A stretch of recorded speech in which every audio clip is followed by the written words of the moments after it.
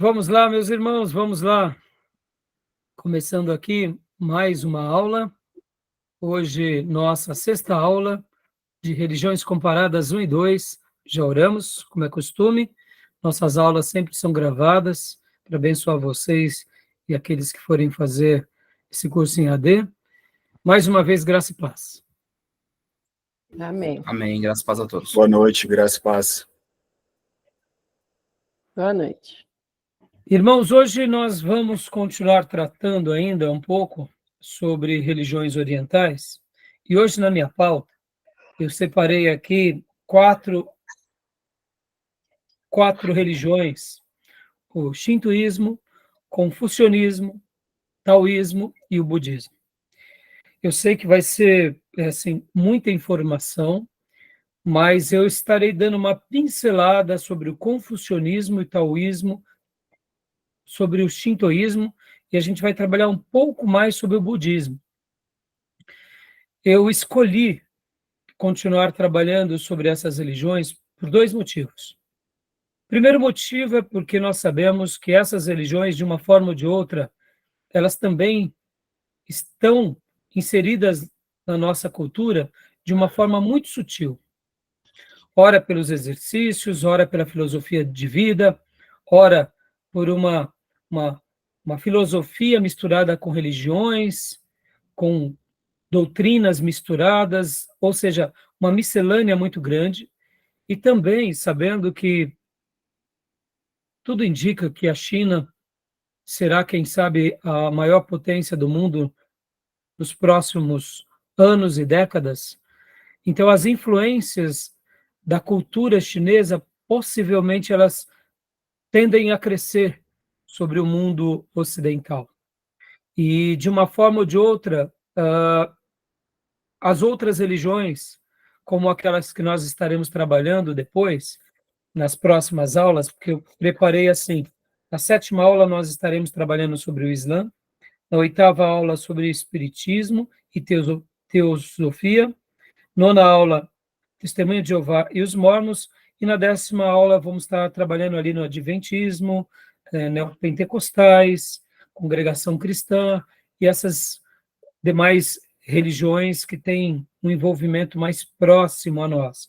Podem ver que a nona e a décima aula são assuntos que a gente já está familiarizado. Já o Espiritismo, também pelo pano de fundo histórico, afro, que a gente está envolvido. Mas o Islã não. Então eu preferi trabalhar mais nessas religiões, porque assim como essas religiões orientais, que semana passada nós trabalhamos sobre o hinduísmo, e as ramificações que se derivam dela, que são essas religiões que vamos trabalhar hoje, eu quero acreditar que em menos tempo a gente vai ter mais contato com essas pessoas e a gente precisa conhecer um pouco mais sobre isso. Assim como também sobre o Islã, que iremos trabalhar na semana que vem, na sétima aula. Por quê? Porque hoje talvez a gente ainda não tenha muito contato, mas bem em breve, deduzo, a gente vai começar a ver, de uma forma ou de outra, mais muçulmanos entre nós. Ora, por causa dos conflitos, ora por causa dos êxodos que têm acontecido, como aconteceu há alguns anos atrás lá na Síria, agora, nesse momento também de guerra entre Israel e o Irã, praticamente não guerra estabelecida direta, mas uma guerra indireta, querendo ou não, mesmo sendo um país persa, mas o que predomina lá é o Islã. Então, é muito importante a gente conhecer sobre esses acontecimentos, saber falar um pouco uma linguagem que a gente possa pregar para eles, entender a cosmovisão deles, tá bom?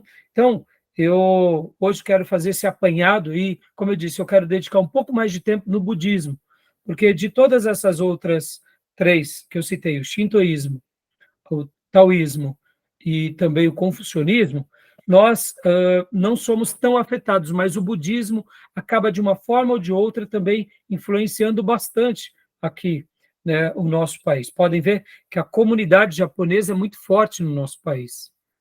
A comunidade japonesa, na sua grande maioria, predomina o quê? Predomina tanto o budismo quanto o shintoísmo. E o que seria o shintoísmo? O shintoísmo seria, de fato, uma religião que nasce no Japão, e onde não tem um fundador em especial, mas ela é uma derivação do hinduísmo, mas nem tanto do hinduísmo, mas do budismo, do confucionismo e do taoísmo. Ou seja, olha que complexidade, tá bom?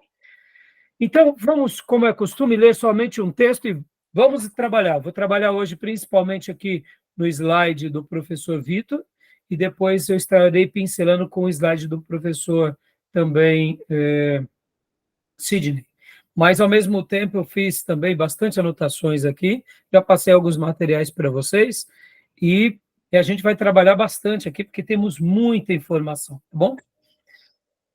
João 8,32. Quem achou pode ler para nós. Quero somente ler esse texto, porque eu acredito que a resposta para o nosso mundo é Jesus, e os porta-vozes dessa resposta, desse evangelho bendito, somos nós, a Igreja do Deus Vivo. Quem achou pode ler para nós. Posso ler, pastor? Por favor. João 8,32. E conhecerão a verdade, e a verdade os libertará. Amém, meus irmãos? Amém. E hoje, nessas religiões, a gente vai ter um choque, eu diria um choque de cultura. Porque na maioria dessas religiões, vocês verão que elas praticam, muitas vezes, a abstinência, praticam a meditação, praticam aquelas contemplações, o esvaziamento no que se diz respeito à vida humana. Logo, é quase que uma mortificação a essa vida e a esses prazeres. Olha só que interessante. E ao estudar um pouco sobre essas religiões, a gente vai ser confrontado, porque se o nosso cristianismo não for um cristianismo de cruz, o que acabamos de ler não vai ter quase nenhuma representação a esses grupos. Olha que interessante. Quando a gente chegar para o budismo, a gente vai ver que a força do budismo nada mais é do que uma força onde contempla uma vida asceta, né? Ou seja, uma vida onde eles praticam os jejuns, onde eles, em outras palavras, no linguajar nosso, mortificam os prazeres. E, de repente, como que vamos pregar para um povo que vive uma vida fugindo das paixões da matéria?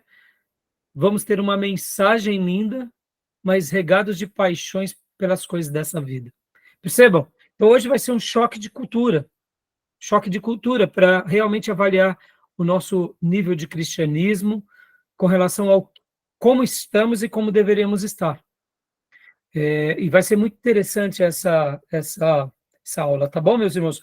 Eu vou tentar ser bem objetivo, porque, como eu disse para vocês, eu fiz um apanhado muito grande sobre muitos detalhes, e se tratando ainda de religiões antigas e orientais, assim, que estão no caso, né, nos tigres asiáticos, mas a gente costuma ter essa linguagem, né, de ser uma religião oriental, predominar no Japão, na China, mesmo sabendo ali que é a região dos tigres asiáticos.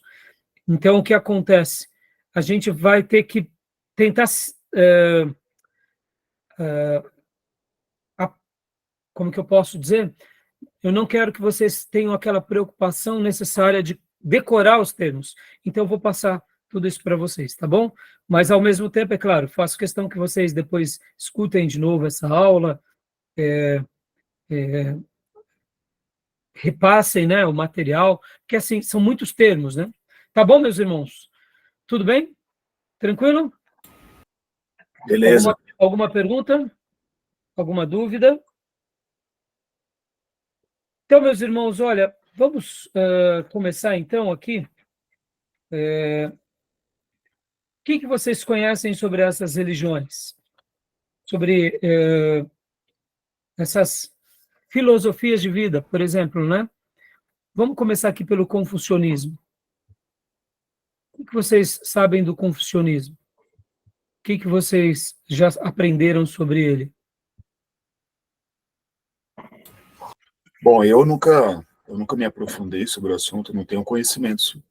Confucionismo eu não tenho conhecimento nenhum. Joia. Então, Gil, o confucionismo, irmãos, ele nasce por um... Na realidade, olha só que interessante, o confucionismo, ela tem uma linha que ela vai trabalhar muito as questões mais éticas, as questões mais, eu diria, voltadas à ética, voltadas à moral, voltadas à filosofia. Confúcio foi uma pessoa muito importante na China. Ele morreu ali no ano de 479 a.C., aos 72 anos. Durante os seus dias, as suas ideias não foram tão aceitas pelas dinastias dos governantes chineses. Mas ele foi uma pessoa que, ao escrever ali as suas obras, ele foi trazendo essas obras, foi passando seus ensinos, não tanto quanto uma religião, mas como de fato, como uma filosofia de vida. Então, o confucionismo, em tese, ele tem 6 grandes obras. Dessas 6 grandes obras, 5 obras se perderam ao longo dos séculos, né? Houve um imperador, pouco antes ali de Jesus, imperador chinês, que mandou destruir todas as obras de Confúcio. Mas houve depois uma troca de dinastia, que depois eles conseguiram preservar as obras de Confúcio e trouxeram de novo os ensinos de Confúcio para o povo. Inclusive, eles conseguem, então, dessas 6 grandes obras, terem ainda 5 grandes obras até hoje.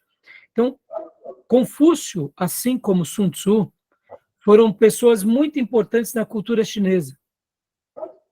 Nesses dias, já a China passava pela influência do hinduísmo e também já passava pela influência do budismo, durante esse período, logo depois de Confúcio.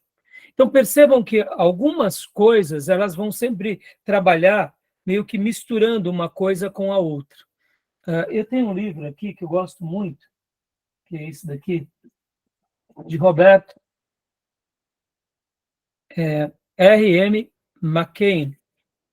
Ele fala uma frase que eu até, enquanto fazia a minha lição de casa, hoje eu lembrei, que Jesus Cristo, ele é a chave mestra de todas as verdades. Ele é a chave mestra do baú das verdades da criação de Deus. Então, como McCain, ele faz uma citação nesse livro de mensagens bíblicas, dizendo que Jesus Cristo é a chave mestra que abre o baú das verdades de Deus. Por que eu estou usando essa analogia de McCain? Porque, de fato, nós vamos ver que no confucionismo, como eles estudam muito essa questão de levar as pessoas a ter uma filosofia de vida, e, ao mesmo tempo, é óbvio, eles vão fazer algumas misturas também com questões religiosas, porque, mesmo ele sendo mais uma filosofia de vida, ele acaba atrelando também, quando ele trata de Deus, quando ele trata da criação, aí eles vão cair nos seus ensinos pagãos. Mas olha que interessante. Confúcio, ele vai trazer vários princípios morais que até hoje a gente pode ver que influenciam a China e influenciam muitas pessoas, porque são princípios, vamos dizer assim, de verdades, não que marcam a sociedade. Só para vocês terem uma ideia, né?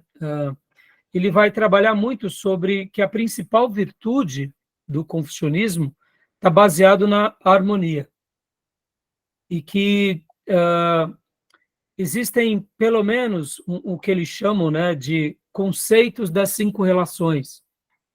O que seria isso?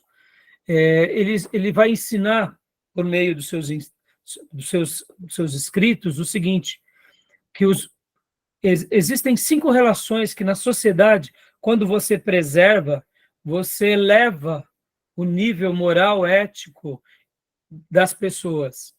E ele acreditava muito nessa questão do ensino, Confúcio. Ele dizia, se uma pessoa for ensinada, ela pode sim romper obstáculos, ela pode chegar a essa compreensão, a essa clareza de uma vida melhor. E esse conceito das 5 relações de Confúcio, por exemplo, ele fala o seguinte, que quais são eles, né? Que o primeiro seria o governante ou o imperador e os seus ministros. Há uma relação entre o governante e os seus ministros, assim como entre o pai e o filho, entre o marido e uma mulher, entre o irmão mais velho e o irmão mais novo e entre amigos. Quando você tem essa hierarquia, ou seja, esse conceito das 5 relações, você cria uma sociedade melhor. Que é natural que o governante vai cuidar dos seus ministros, porque ele sabe que cuidando dos seus ministros, ele está cuidando dele próprio. Quando um pai cuida dos filhos, ele, ao mesmo tempo, ele preserva o quê? O seu núcleo familiar. E assim como o marido da mulher, assim como o irmão mais velho do irmão mais novo, e entre amigos.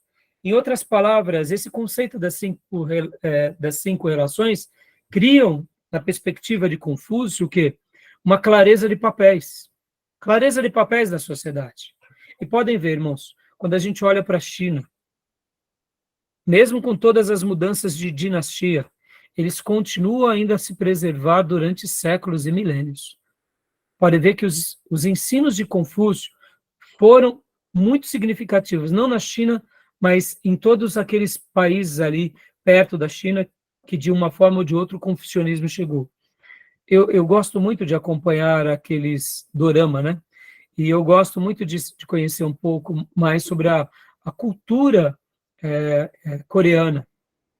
E quando a gente vê a Coreia antiga nos filmes, naqueles dias era chamado Joseon, a Coreia, você vê muito que os imperadores coreanos, eles, quando estão treinando seus filhos, eles treinam em cima do confucionismo, mostrando que os princípios do confucionismo, tanto com relação às tomadas de decisões, como eles devem lidar com seus ministros, como esses ministros devem ser altruístas, como essa questão da harmonia ela é fundamental na construção de uma sociedade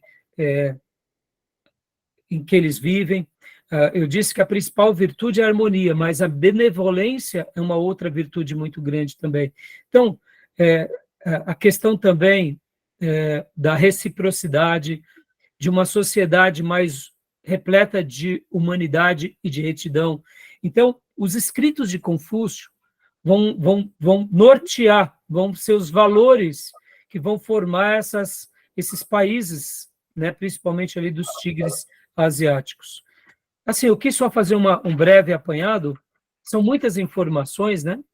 E eu queria, assim, só dar uma base, porque, como eu disse, hoje eu quero estar trabalhando mais sobre a questão do budismo, mas deu para ter uma noção do que se trata o confucionismo? Sim, eu já li alguma coisa a respeito dele, e ele é tido como um grande sábio da China, né? Nesse período aí. Tanto é que muitos provérbios dele é citado. Tem até um que ele diz assim: para dar 1000 passos é necessário dar o primeiro. Então tem essas palavras sábias, né, de Confúcio, que é muito importante dentro de uma filosofia e para a vida, né? Exatamente, Júnior. Por que eu citei há pouco uma frase aqui de McCain, falando que Jesus, ele é a chave mestre da verdade, que abre o baú das verdades de Deus, mostrando o seguinte, que existem muitas verdades nesse mundo, mas a grande resposta a todas as verdades é Jesus. Mas a gente não pode negar as verdades, como você disse, né, Júnior? Os princípios filosóficos orientais, irmãos, quando nós olhamos, vocês vão notar muita verdade em vários princípios, em várias máximas, e vocês vão até lembrar de várias passagens bíblicas. Aí talvez vocês digam assim, mas pastor, como eles chegaram a certas conclusões?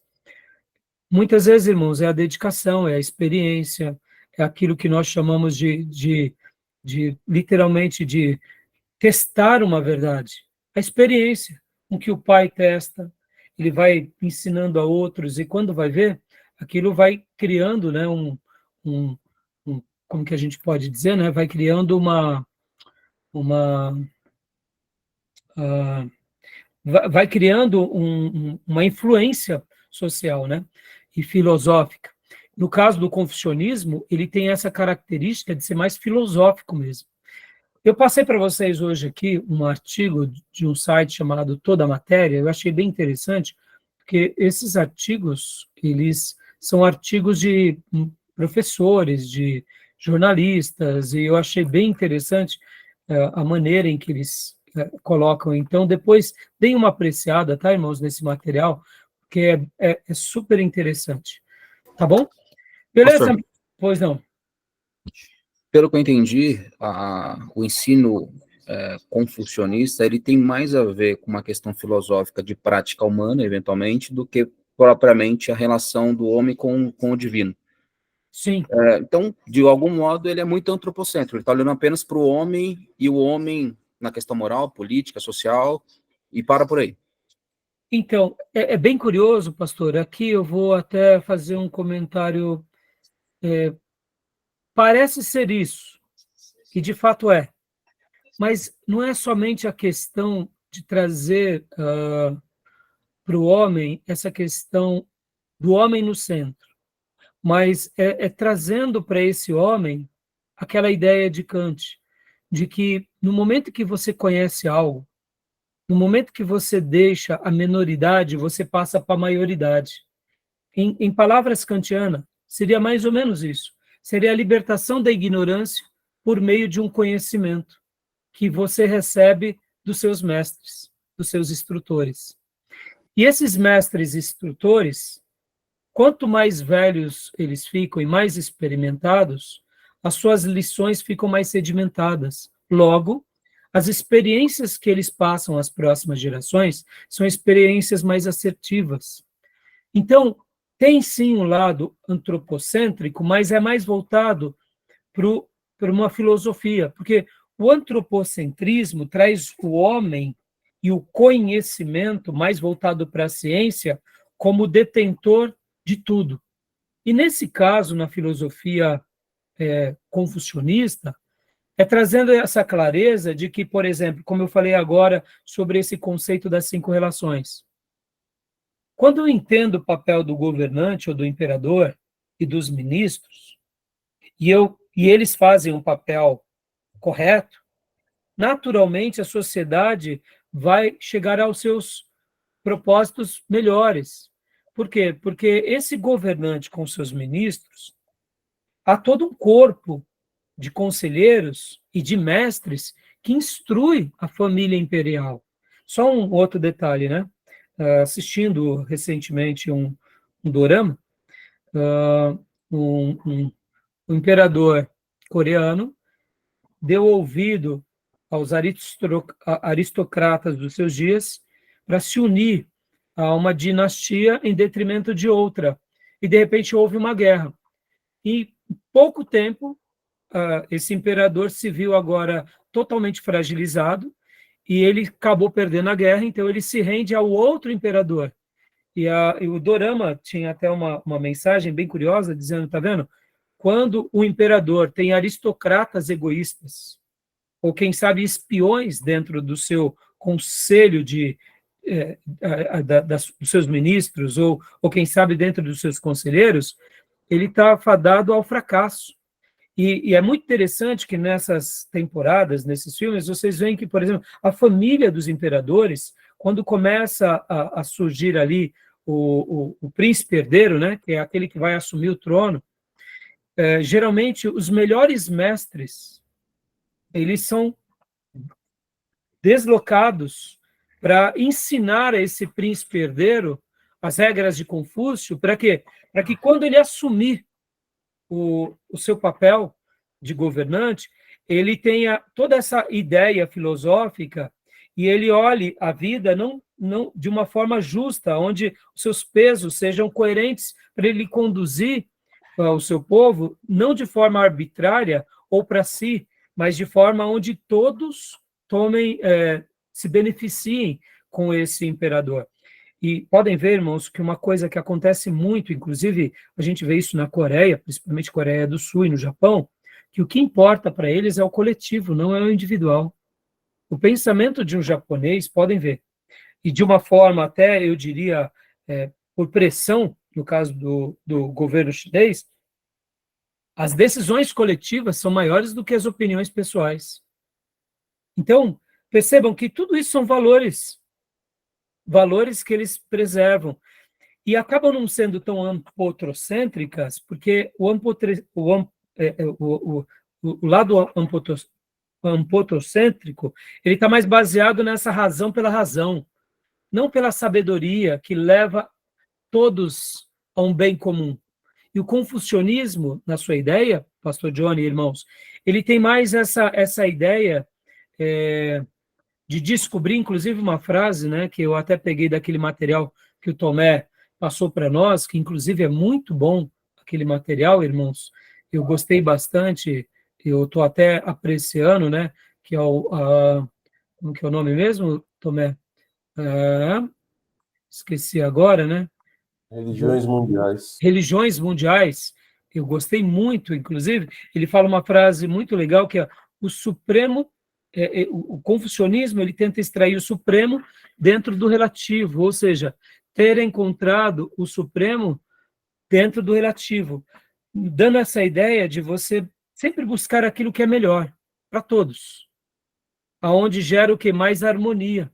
Porque gerando mais harmonia, você limita os conflitos. Limitando os conflitos, você acaba podendo ter mais benevolência. E aí vira um ciclo, onde todos trabalham de forma harmoniosa. Então, assim, é uma filosofia de vida, mas o propósito maior deles, é claro, hoje o confucionismo, aliás, nos últimos séculos, ele tem mais esse lado filosófico, mas durante a sua criação e logo ali antes da virada dos dias de Jesus, até um pouco depois, ele também tinha o lado religioso, né? Inclusive, eu queria até ler um artigo aqui no material que eu passei para vocês, porque dá uma ideia boa disso. Pode falar, Júnior, quer falar alguma coisa? Também não nega a espiritualidade, né? Não, ele não nega. Porque ele é uma espécie de um Platão, de um Sócrates do período, de outro período, porque, na verdade, ele é um pensador. Ele é um pensador, um sábio. Então, ele pensa, ele projeta muitas máximas, muitas provérbios que tem que ser aplicado na vida humana. Isso exatamente. Tira o egoísmo, o vício. Então, é nessa linha, né? É nessa linha. Da contemplação, da serenidade, dos ânimos, baixar os ânimos. É a questão da sabedoria no desenvolvimento humano. É isso que ele prega, né? Exatamente. Exatamente. E diante disso, né? Pode falar. Minha dúvida, na verdade, passava muito pelo que o irmão Júnior mencionou, mas também, né, assim, acho que alguém que adere hoje a essa filosofia, não digo nem no nosso tempo, mas nesse período onde o confucionismo talvez ele tenha tido uma aceitação maior, não sei nem hoje como é isso, mas o temor o temor a Deus gera essa prática, a prática do bem, do bem para com o próximo e assim por diante. A minha dúvida não é, eles tinham esse pensamento, ou seja, o que eu faço hoje reverbera para a eternidade, a minha boa prática me fará herdar uma eternidade, se é que eles pensavam nisso, né? Então, na realidade, isso que é bem interessante, pastor, porque assim, quando a gente pensa, como o Júnior falou há pouco, o foco principal deles não é, de fato, esse lado religioso pela religião. O foco principal deles é a filosofia, como o Júnior falou. É claro que eles tinham e não omitiam o lado religioso. A gente vai ver já, por exemplo, o outro lado dessa moeda, não no confucionismo, mas no taoísmo, no movimento Tao, que aí sim o lado religioso vai estar mais emprenhado, e o lado principalmente budista. Exatamente. Então, você Budismo vê que todas essas religiões, por que hoje quero trabalhar sobre essas 4? Porque o que uma é mais filosófica, como o Júnior bem mencionou, assim como temos os pensadores gregos, né, Sócrates, Platão, Aristóteles e tantos outros, assim vai ser Confúcio para os chineses, no que se diz respeito à filosofia de vida. E Sun Tzu vai ser para as questões bélicas.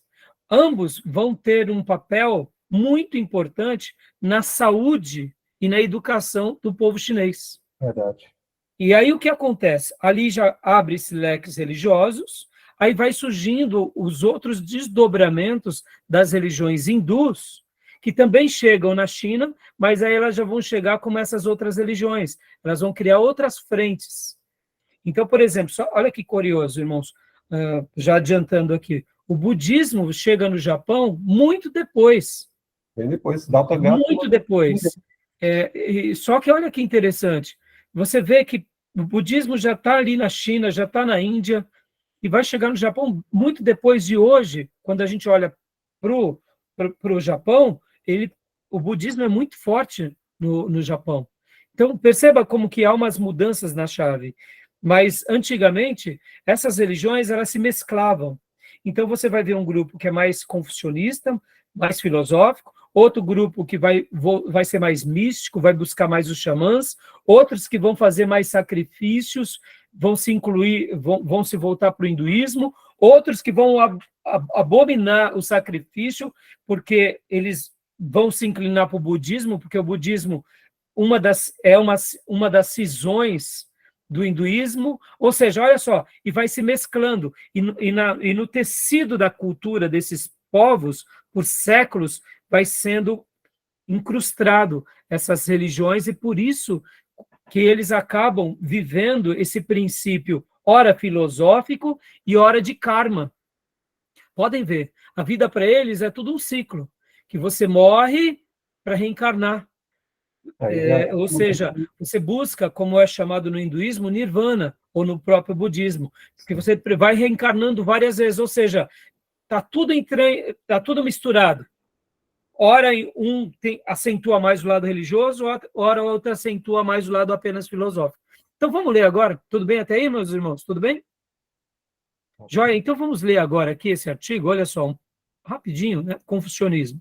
Tinha passado para vocês. Está dando para ler? Está carregando aqui ainda.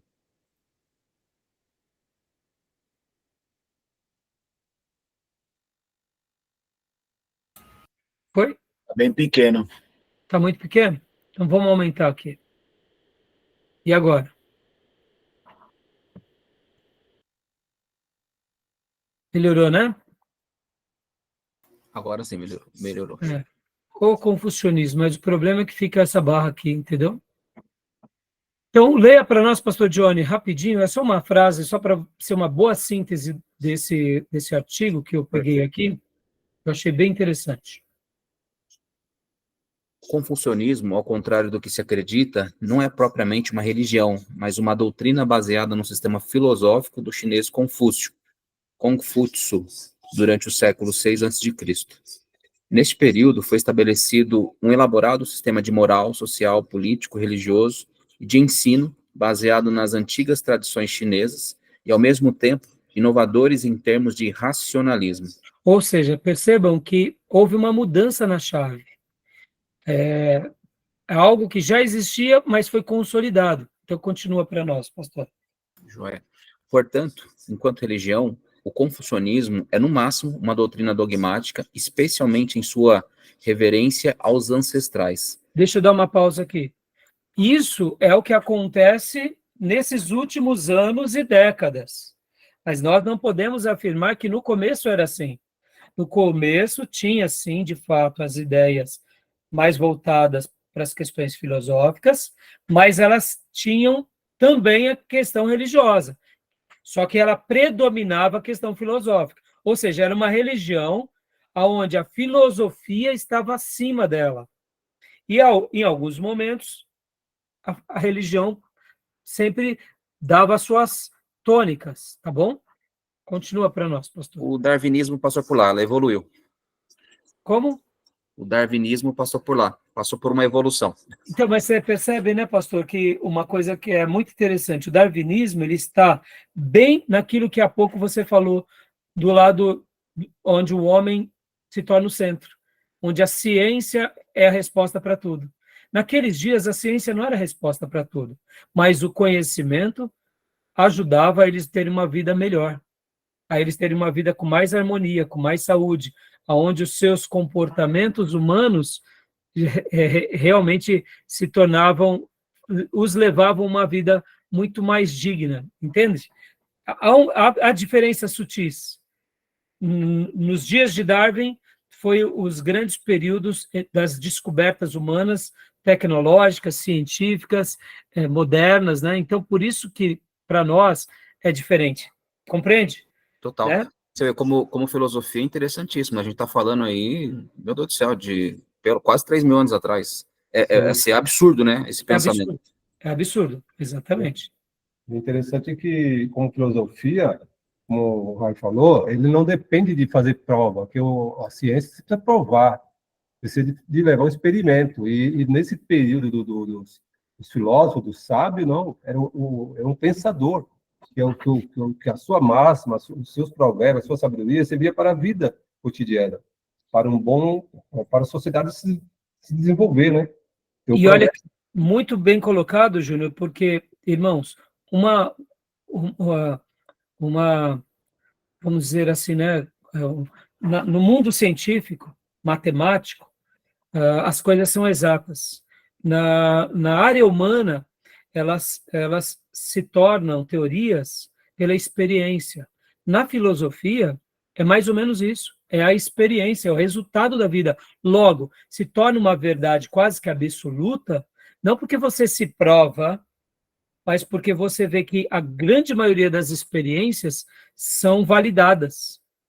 Então, a questão da filosofia, nesses dias, você vê que foi realmente algo muito significativo.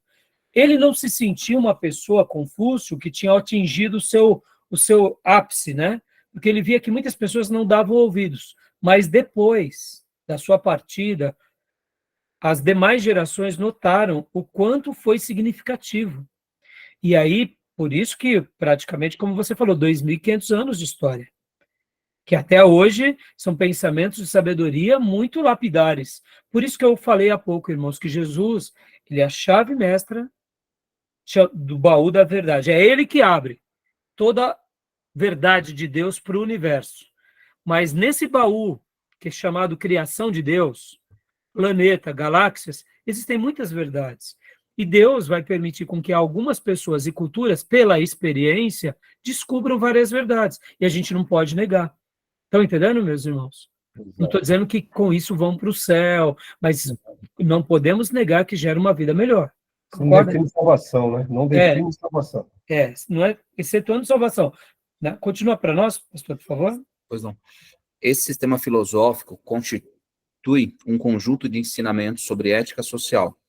Estabeleceu um tratado sobre ideologia política, segundo o qual todo ser humano teria a inteligência necessária para modificar meios e os fins de sua existência ao transformar as condições arbitrárias surgidas na vida. Essa filosofia moral causou um grande impacto na estrutura social chinesa e asiática, como um todo. Isso porque está em gênese de valores tão presentes nas culturas orientais como a disciplina, a ordem, a consciência política, o trabalho e a valorização do estudo enquanto formação intelectual. Ou seja, irmãos, por isso que eu falei há pouco, e até usei o termo oriental, porque eles estão no Oriente. Mas lembrando que temos as religiões orientais e ocidentais. Esqueçam agora aquilo que a gente aprendeu, mas você vê, isso marcou a história deles. Continua para nós, pastor, o confucionismo. Espera aí. Não está subindo. Não está subindo. Bom.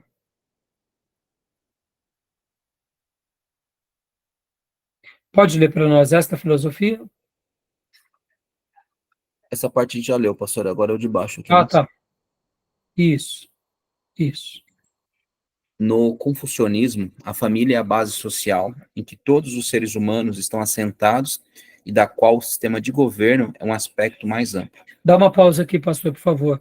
Por isso que mesmo depois da Revolução Chinesa, levando o comunismo, eles ainda permitiram que lá o confucionismo, em partes, existisse. Por quê? Porque a base da família. Ou seja, eles veem... Olha que interessante, irmãos. Indiferente de qualquer questão que aconteça na China, é muito fácil a gente julgá-los. Eu sei que é uma autocracia, é uma ditadura, para nós é muito esquisito, mas é um país que sobreexiste e existe há séculos. Então, percebam que a família, tudo que é aquilo que contribui para o aprimoramento familiar, a base da família, eles conservam.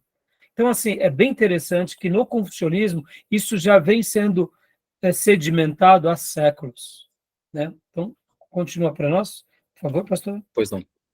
Os governantes são considerados pais do povo, sendo este não apenas súditos, mas filhos obedientes e humildes que respeitam a autoridade política baseada no mandato do céu. Assim, não é espantoso o respeito pelos superiores hierárquicos nas culturas influenciadas pelo confucionismo, onde esta escola serviu de gabarito para aqueles que almejaram cargos do governo. Pode continuar, porque aqui já estamos chegando ao final. Aqui, ó. Vale destacar. Beleza. Vale destacar que a humanidade é o pilar central do confucionismo. Nela, se acredita que todos os seres humanos somos naturalmente bons, sendo a educação um fator primordial que irá determinar a condição humana. Portanto, enquanto doutrina, o confucionismo irá conciliar a natureza humana com teorias políticas e sociais, o que o torna uma doutrina prescritiva do bem viver. Por fim, vale ressaltar que o confucionismo sofreu a concorrência de outras correntes de pensamento na China durante os anos 400 a.C. a 200 a.C., como o budismo e o taoísmo. Todavia, o confucionismo prevaleceu como doutrina oficial do Estado chinês por dezenas de séculos. Entenderam? Agora, por isso que eu falei, olha, o budismo e o taoísmo, logo eles se misturam e se mesclam. Mesmo pessoas que tinham a inclinação mais voltada para a filosofia, em algum momento ela se envereda também mesclando o budismo, mesclando o taoísmo, e assim eles vão convivendo nessas vertentes. Percebem como é um emaranhado, mas são coisas distintas? Uma é o confucionismo, outra é o budismo, outra é o taoísmo, que em algum momento alguns grupos acabam aprendendo e convivendo com essas vertentes. Tá bom até aí, meus irmãos? Tudo bem até aí? Beleza. Beleza? Então tá jóia. Tem alguma pergunta? Né? Hã? Elas têm uma correlação com o confucionismo, por isso que ela sedimenta, né? Após Qual que você está falando, Júnior? as duas, budismo e taoísmo, eles Sim. e tem uma correlação com os valores do budismo. Sim, exatamente. E aí a gente vai ver já no próximo material, principalmente quando a gente for falar sobre o Shinto, ou o Shintoísmo. Vocês vão ver que dessas três, confucionismo, taoísmo, budismo, nasce o Shintoísmo. Olha só, perceba, irmãos, como ao tentar entender um pouco a cabeça deles, como é complexo, como é um outro mundo. Por isso que é um outro estilo de vida, por isso que eles pensam de uma outra forma, por isso que eles têm outras práticas.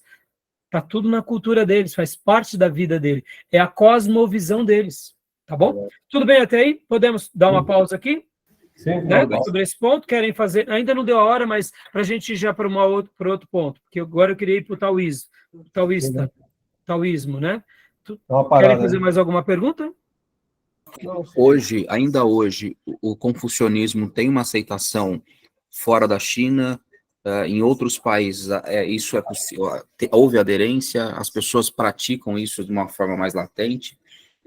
Pastor Johnny, você já notou, por exemplo, que muitas pessoas, elas dizem mais ou menos assim, eu tenho a minha filosofia de vida, a minha filosofia religiosa, a minha maneira de pensar, muitas pessoas, principalmente aquelas que gostam, como nós mencionamos na última aula, né, daquelas ideias de reencarnação, de karma, de evolução, sem que a pessoa perceba, inclusive quando tratamos na última aula, inclusive sobre a questão do yoga, o Ocidente, ele foi, de uma forma ou de outra, muito influenciado por essas religiões. Não declaradamente, mas está no nosso tecido, indireto. E quando a gente for estudar o Espiritismo, vocês vão ver que, na realidade, o Espiritismo ele acaba sendo uma mistura dessas religiões orientais, com parte em outras religiões que aconteciam lá em Canaã, que no caso é a consulta dos médiuns, dos mortos, a consulta dos espíritos, né, e de outras religiões. Então, elas se mesclam no tecido social e cada uma chega aqui no nosso Ocidente, e muitas filosofias de vida, inclusive confucionista, a gente acaba se esbarrando e nem percebe que é confucionista. No entanto, como eu disse, como princípio de vida e como sabedoria, não tem muito problema, porque não deixam de ser verdades. Quando se fala bem da família, quando se fala bem da clareza dos papéis, quando você tem, querendo ou não, uma relação onde você busca ensinar virtudes, harmonia, benevolência, humanidade, retidão, reciprocidade, sociabilidade, o que mal tem nisso? Então, está na ética, né? Hã? Está no DNA deles e, às vezes, ele não precisa fazer culto. Exatamente. É uma prática comum. Social. Exatamente. Né? Agora, olha aqui. Né? É isso aí, Júnior. Agora, olha que interessante, irmão. Se a gente quer entender a cabeça de um chinês, você só vai entender a cabeça de um chinês, aqui falo principalmente chinês, quando a gente compreende o confucionismo e o taoísmo.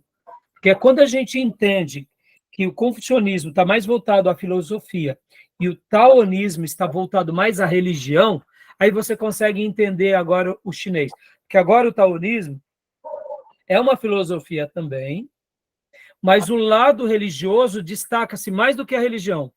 Inclusive, alguns estudiosos vão falar o seguinte, que algumas práticas do taoísmo é meio escondida. Os seus xamãs, ou os líderes, não passam com muita clareza para os demais. Então, agora, vamos falar um pouco sobre o Tao, né? E o taoísmo. E a palavra Tao significa o caminho.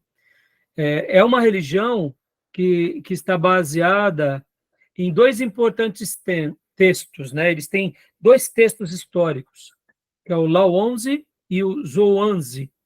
E olha só que interessante.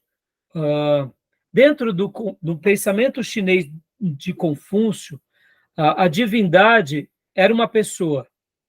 Mesmo que o confucionismo tivesse uma inclinação mais filosófica, quando ele falava sobre a divindade, era um ser pessoal. Era um ser pessoal, que o nome desse ser pessoal era o Senhor do Alto, ou Deus do Céu, ou Criador, ou Progenitor. Dentro dos confucionistas, o ser divino que cria tudo é o Senhor do Alto. E dentro do taoísmo? O taoísmo já não tem muito esse lado pessoal. Ele foca mais, mesmo que ele seja um assunto mais religioso, ele foca mais de uma forma sem ser pessoal. Ele coloca mais, por exemplo, o taoísmo, ele leva mais para um comportamento humano, em que mistura esses comportamentos humanos olhando para a natureza e recebendo da natureza ali as ideias principais, né? É uma coisa bem curiosa. Só para vocês terem uma ideia, dentro desse caminho, né, do Tao, que significa o caminho, eles olham muito para a natureza como... Pensem assim,